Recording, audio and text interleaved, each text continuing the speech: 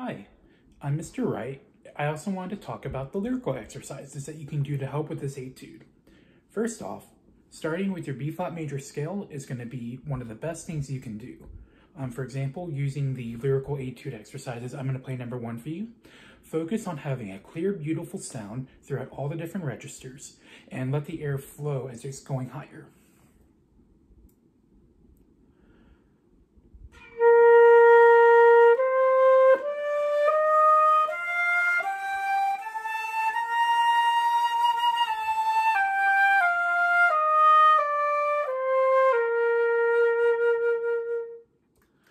When you have slurred notes, it's an easier time to add vibrato. That's going to help add color and variety to the sound.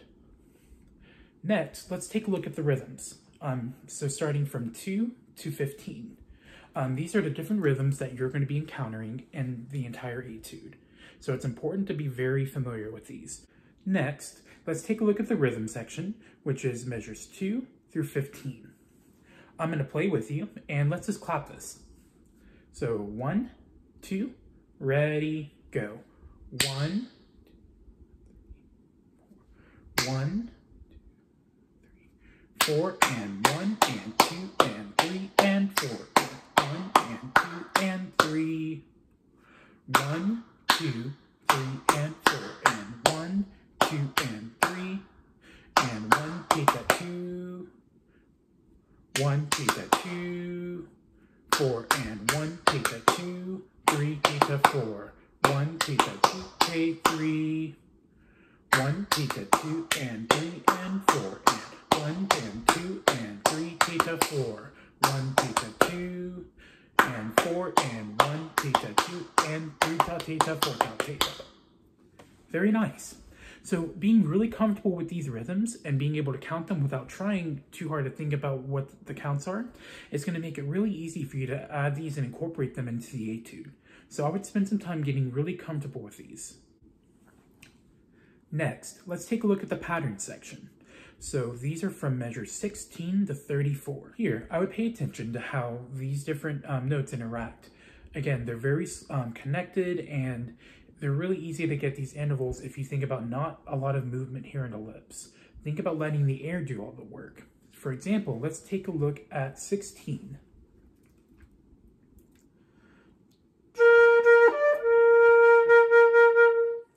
You can add a little bit of vibrato on the longer notes to add more variety and to make it really colorful. You don't want the vibrato to be too fast, for example. That doesn't sound right. It sounds kind of scary, honestly. So think about a slighter, more mellow vibrato.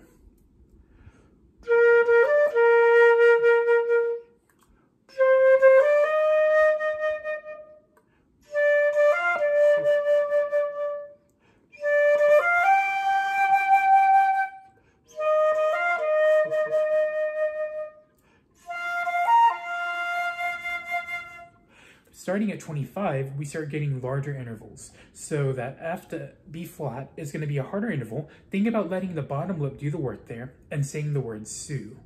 Sue, when you say the word right, brings your lips forward just a little bit and it helps get the air to the right place for that B flat.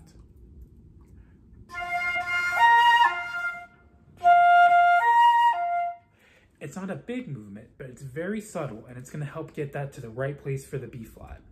Let's keep going, starting at 26.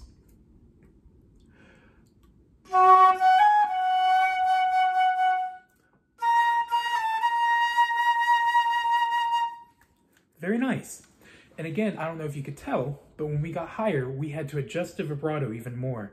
If we kept trying to play the same vibrato density from the lower register to the higher register, it's going to sound very different. So the higher you go, the more lighter the vibrato has to get. Think of it almost as a shimmer. Continuing on, let's look at 17 going to 34. Here we get to do the same thing, except we're going down and descending.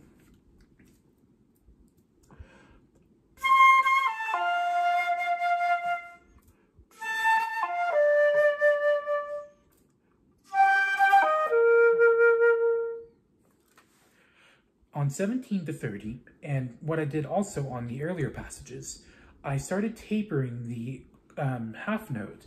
A taper is just a slow release off the note that makes it sound gradual and not cut off and abrupt. Doing this is going to add more beauty to the lyrical etudes. Continuing on from 18 to the end, we have these nice descending triads, B flat, F, D, B flat, then go into an A natural.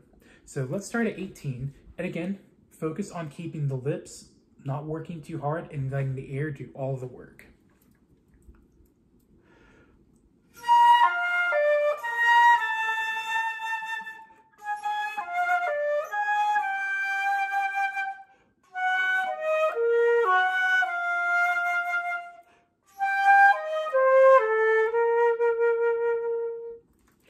So if you work on these different parts of the etude, this is going to make it so much easier for you, and you're going to be well prepared for your auditions.